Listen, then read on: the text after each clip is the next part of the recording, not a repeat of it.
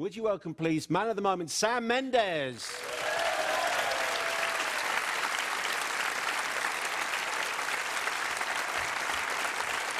All right, Sam, on the sofa of fame. How are you feeling? I'm all right, but I'm slightly concerned about this whole New Year's Eve party that I just heard as I was standing there. Jason's over there behind that light waving at you. Hello, Jason. I'll tell you without an audience. He's sure that you won't remember. He's correct. He has got it. And he doesn't remember, Jason. You're perfectly fine. So, Sam, what is it like then? You've seen the reviews. The movie is out in a couple of days' time. Are you excited? Are you nervous? Are you scared? Are you cool? Excited. A bit relieved, because everyone walking around the corridors of the press junket are smiling, which is always a good sign. I don't read the reviews, but I get the gist of them, and you can feel it in the air, so it's a nice feeling. How does that happen? What does that mean, you get the gist of them? Do people wander past and say, 5 stars in The Guardian? Yeah, they do, actually. 5 stars in The Times. That's exactly what they do. Yeah, and if it's not 5 stars or 4 stars or whatever, then they don't say anything at all. And it's the silence that's very articulate. So you do get a sense of it, basically. You genuinely never read them? No, I was just saying this earlier, actually. It's because when I was working in the theatre and I ran the Donmar, I was obsessively reading the reviews. In the old days of newspapers, where you had to go to King's Cross and read them at 1 in the morning when they get dropped off at the newsstands, I used to go and sit in the car, literally with my hands shaking, and read every single review of every show that opened at the Donmar. And then we did a play called The Blue Room with Nicole Kidman in '98. And it was so skewed, the way that it was reported, the play. And we got to New York, it went to Broadway, and they printed in Entertainment Weekly a seating plan, because she was briefly nude in this play, for those who don't know. So the theatrical Viagra. That was, the phrase yes, that was used, exactly. Yeah. That was where the phrase was coined. And in Entertainment Weekly, they printed a map of the Court Theatre in New York where you could see more than just her arse. And I thought, actually, I'm not going to do this anymore. It's made me so upset and angry. And I stopped. And so as a consequence, I've never read the reviews for any of my movies, because I only started making movies just straight after that. So I still haven't read the reviews for American Beauty, for example. They were quite good. But I understand they were okay, which is good. But I do look at the aggregate. I do sneak a little view about at how many, what the percentage is. So I generally keep it that way. Do you get any sense at all as to whether you're on to, whether you've made a good film? I mean, you will know artistically yourself whether you're happy with it, but do you get any sense whether when you're delivering a blockbuster like this, whether you've done a good job? It's the audience, really. You have to sit with an audience or two. And we did 2 previews. And that's when you really know. And then I do get very, very nervous. And that is like doing a play. I mean, again, my experience of it is just sitting with audiences while we do plays. The first preview is always the most terrifying of any play, and it's the same in the movie. And you know whether the jokes are landing, you can tell whether they're engaged, you hopefully can feel whether it's too long, and then you ask questions at the end. And the way that Barbara and Michael, the producers of Bond, have traditionally done it is a really civilized way, which is that you basically get 200 people in a room. They have to sign a non-disclosure agreement, and then you sit at lunch with them afterwards, 10 to a table, and you go round from table to table, and you just ask them questions. And it's incredible how many opinions there are and how truthful people are when you're just looking face to face. I much prefer that to the whole, LA style, National Research Group, where they fill in the charts and the forms, and you get, it's all kind of aggregated, and then it becomes a bunch of stats. That's really tricky, I think. Do you have to do all that? The previews? Any of it? I mean, why does it have to be shown? Why does it have to be shown? Well, it doesn't. I mean, I think there are a number of directors who don't like to preview their movies. For me, it doesn't feel like it exists until it is in front of an audience. And I feel very nervous if I haven't shown it. I've only done that once, actually. And in fact... Which film was that? I didn't preview Revolutionary Road. And I can't even remember why, actually, at the moment. But one of the things that DreamWorks did when we made American Beauty was, and it was Spielberg, he said, I would advise you not to preview this movie because you won't get an accurate response. It's such an unusual film. And I remember saying, actually, I quite like to, because I just like to see it in front of an audience one time. And I did make changes after that, because I could feel where jokes weren't landing or things were taking a little too long.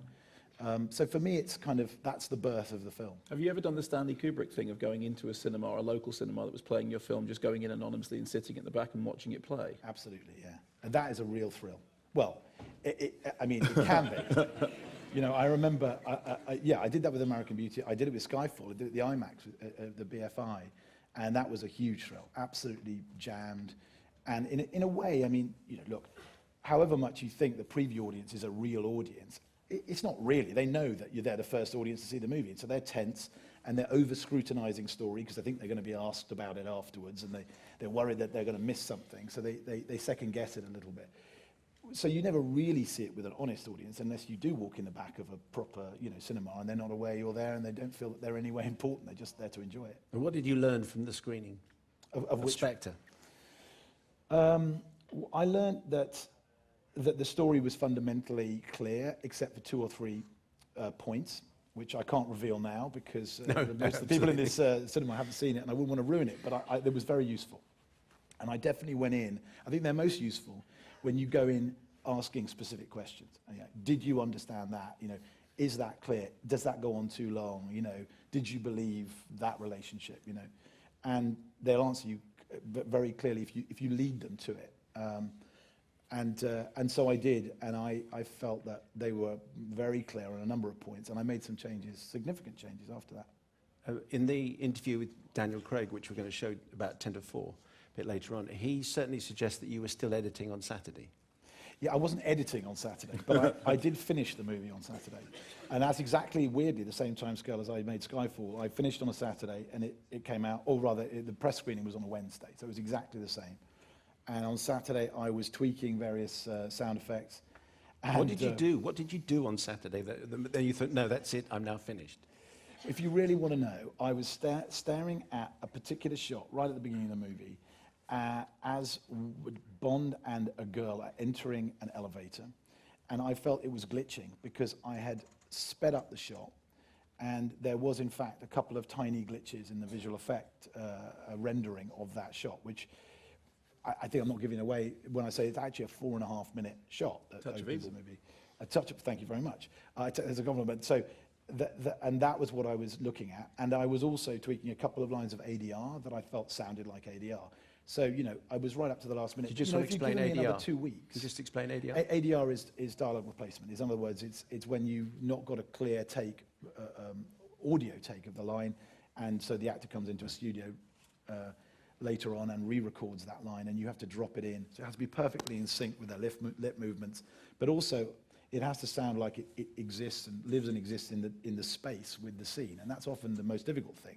Not that it's not in sync, but that it's not in the scene, it's not in the room with them. So it's often about the way the air around the line sounds, and it can take a long time, and you need a very good dialogue editor, and you need a very good sound mixer, both of which we have. And I'm very meticulous and frankly pedestrian about these things. But you needed longer, is what you're saying. Well, you know, they say like, well, you know, on every director's tombstone, it's just going to say 2 more weeks, you know, and it will on mine as well. So we need to show a clip. You need to. You don't really want to, Simon. You just need to. No. We really do. And if you need to re-edit in any way, then Good. if you just pop back. Could I just nip up there now? Don't tempt me. Just before we play, just give us for people who just don't know even vaguely what the story is. Just give us a flavour before we play the clip. What's the clip? The clip is going to be with Christoph Waltz in the glass. In the glassy corridor. Glass corridor. Oh right, okay. So Bond's made it all the way to Oberhauser's. Shall we call it a lair? I think we probably should. I think so. Yeah. It's glassy and threatening. It's a layer, Yeah. Sam. Okay. That's it. That's all you need to know, really. That's all you need to know. Let's play you the clip. Information is all. Is it not? For example, you must know by now that the 00 program is officially dead. Which leads me to speculate exactly why you came. So, James, why did you come? I came here to kill you. And I thought you came here to die. Well, it's all a matter of perspective.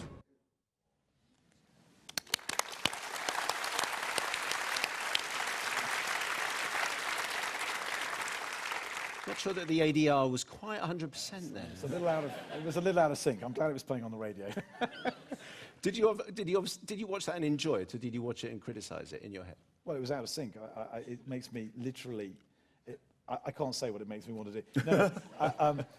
No, it's that thing of I do find it almost impossible after you finish it to watch it for a while, actually, and get any kind of perspective. But no, I find it slightly detached. What are the things about making Bond that you enjoy the most? Because obviously after Skyfall, there was a period when you weren't going to do another one, and then you were called back, and obviously you do love the story. But what is it that you like, and what is it about it, if anything, that you don't like doing? I mean, huge, massive productions. The logistics alone are fairly mind-boggling. What do you enjoy doing, and what puts you off? Well, it's the best analogy I can find for directing Bond is like if you're a surfer, and you're looking for the big wave, and you're going to get wiped out 9 times out of 10. But when you catch the big wave, it's like nothing else. It's exhilarating, and you have to be willing to be wiped out, And the big wave for me was something like Mexico City, where I've got 2,000 extras and 9 cameras and 3 helicopters, and the spirit and the energy and the exuberance, just the human endeavor of it, the love of movies, of Bond movies, the excitement to be part of a contemporary mythology, the feeling of collective excitement. That is very unlike any other movie I've ever worked on, because they feel they know what they're part of. And normally in a movie, they don't. I mean, it's as simple as that. You just don't, they don't know that it's a story. They're not allowed to read the script. So that kind of energy, riding that wave of energy, is very exciting. And that, I don't think I'll ever have that again, because you only get that when an audience knows what they're part of. And so that's very exciting. You said the downsides. It's a very public... directing is a very private thing in many ways. It's a private relationship between you and the crew, you and the actors. At the center of however crazy the movie should be a very private space. And it's almost impossible to create on a Bond movie. You just have to pick up the megaphone and shout. That's the only way to do things sometimes. And to try and find that is very difficult. And I won't miss the public event aspect of it. And also the public dialogue, because you have to embrace the fact that making a movie is a dialogue from the moment that the title is announced, the press conference, the song, the trailers, everything is going to be part of the dialogue with the audience, which is as it should be, right? But sometimes it would be nice to not be in a dialogue while you're making a film, but only when you've done it. Did the success of the last movie make it more difficult for you on this one? Was it in any... I mean, obviously it was a stunning success, the most successful British movie of all time, which is a wonderful rocket fuel into this, but also must be a, well, how do we follow that moment? It's a pressure. I would be lying to pretend it wasn't, but it made it easier to make this film. There's no question, because on the last movie, and to run up until we wrapped, I felt there was a respectful but a slight distance, a slight a lack of connection between me and the crew. Whereas on this one, they were all wearing their Skyfall jackets. They would have done anything, and the feeling of being lifted on their shoulders was really... It was fantastic, actually. It was very moving, and I felt it every day, And when you've got a movie of this scale, which requires this much of people, you need that, because, it was back-breaking most of the time. I mean, look, it's only a movie, and it's there to create joy and to transport people. But for a lot of people involved in it, it really felt like life and death. And to see the crew's faces in Mexico or in Morocco, in the desert or in Rome or in the Alps, the excitement and the feeling of ownership, that was really good. And I think a lot of that came from the fact that they were proud of the last movie and they actually believed that I could do it. I know that sounds crazy, but those things affect you as a director. It's 2:31, this is 5 Live. If you're waiting for the news and sport, that'll be on its way, but we're just making the most of our time with Sam Mendes while he's here, because he is the man of the moment, and his movie is opening on Monday, and it's very exciting. Just remind us of the name of that movie in case we missed it. It's Spectre. That's opening Monday. That's great. And you'll hear from Daniel Craig just a little bit later on. And Daniel Craig is a co-producer. Yes. Which means what?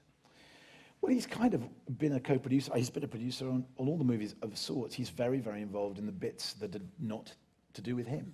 I mean, I think that's for me what it means anyway, which is that you know, he is more than, he's not just about what he does. He's involved in the creation of the script and the crewing and, you know, inextricably linked to the actual making of the film in a way that was beyond the call of duty. You know, he cares a lot about everything.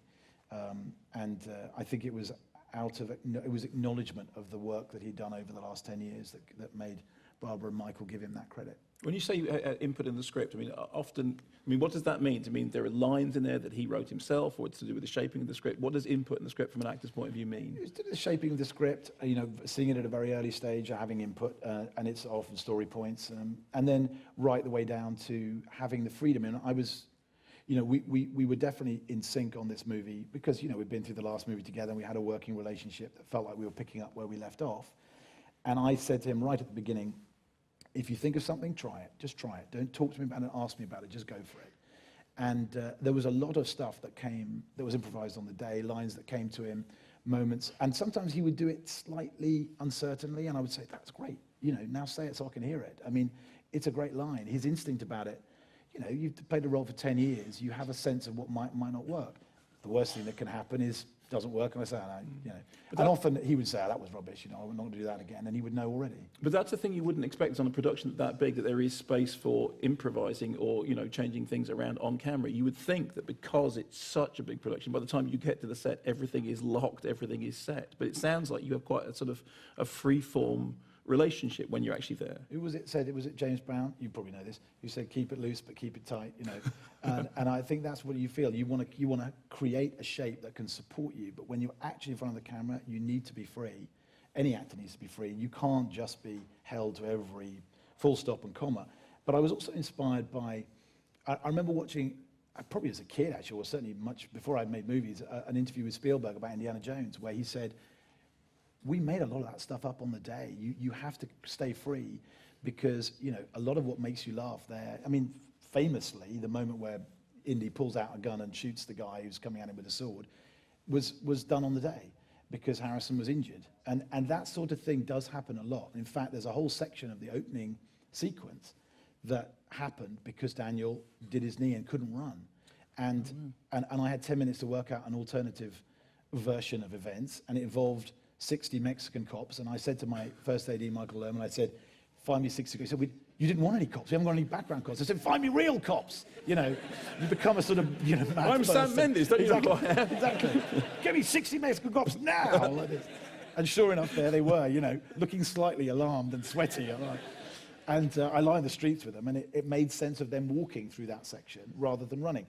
And that's just one of many examples of how you just have to be prepared for anything. However much you plan, it will go wrong. But is it possible to step down from that? If you've been on a set in which you can click your fingers and say, find me 60 Mexican cops, and they do, and then you come off set and you're just, you know, is it possible, or do you walk around the street passing people around saying, find me a bus? Unfortunately, I will tell you the honest truth. It does affect you slightly when you're doing it because you do, I mean, I remember we had a week off, which was actually incredible in the middle of production because Daniel was injured and we had nothing to shoot. And so I went traveling with my son on my own for a week, and I had to go find him. And I got off the plane, and there was no one there to meet me. And my instinct was, where is everybody? You know, I was sort of, it completely infantilizes you. You know, during that part, it was like, where's my coffee? I can't make a cup of coffee. And you think, what the hell? What are you talking about? You know, but you get so used to just focusing on what you're doing that day, and everyone else sort of falling into line. You do have to re-educate yourself when you come back into the humanity. You know. On the subject of the story, and there's some things, as you've already alluded to, that we can say, and there are some things that you can't say because it's all going to be explained in the movie, but maybe we could illustrate this with reference to Skyfall. Do you have to ask permission to do things like kill off Judi Dench, for example? Does that have to get referred up? So if you're making... There was someone in the audience who didn't know that. I'm sorry. I apologise. It's kind of part of this story, so I think it's probably fine. Are there any points in your script for this or in your story where you go, I better check? Yes. Do I need to check this? Yeah, the big things were, but for me, the big things were not the deal breakers exactly, but the reasons that I was interested in telling the story. You know, and the equivalent to use a Skyfall would have been, you know, are you okay for me to, you know, nearly kill Bond and to acknowledge his aging throughout the movie? Are you okay for me to kill a major character off? And it was the fact that they embraced that made me excited to do the movie in the first place. And the same thing happened on this. There were the bigger story points, which for me were the reasons that I ended up doing it, because I thought, well, if I can tell this story, then I'm interested to do the movie. But everyone has to be behind that. Well, I mean, the key personnel, i.e. Michael and Barbara and Daniel, because I can't do it on my own. So in that respect, it's unusual in one regard. But however much control you may have as a director, you still have to ask. You're sort of playing with someone else's money, at the roulette table, and you do have to say, "Do you mind if I put it all on black?" And they have to go, "All right, well, good luck." If they say no, you can't, and so you do have to, walk the knife edge. Did they say no to anything? No, I mean nothing that I felt was pivotal. They're very good at saying that doesn't feel like Bond, and because they don't meddle and micromanage, when they do have something to say, you listen. So, and their sense of what is and isn't appropriate for him as a character particularly is unerring. So it was always useful. Now, we'll hear the Daniel Craig interview in about an hour's time, and Mark's review also is going to be, unless you want to hear a brief version. Well, I don't want to spoil it for them, No, but... okay. Do you want to give him a thumbs up or thumbs down? Okay. That's right. Could you tell which way it was behind the hand? I didn't ask that because you have very limited time at these affairs. Just had a few minutes with Daniel, and I didn't ask him about what he's going to do next, just because everybody else has been asking him. So I'm just going to say this, and then and you can react in any way that you want. I got the feeling at the end of the movie that you and him might go, "I don't think we can top that." Well, look, I don't want to give away the ending of the movie. That's the crucial thing. He's a girl. I missed that. I must have nodded off. And no one saw it coming. Why weren't you around in pre-production when we were working on the And I'm script? obviously not tempted you to do it anyway. I just felt there was a sense of completion, that's all I'm saying. There is, and that is deliberate. And I think, I think we were both aware of that. And that was something that we were both eager to achieve as well. But equally, at the end of Skyfall, you both seemed to, so, it's never say never. Sorry, but no pun intended.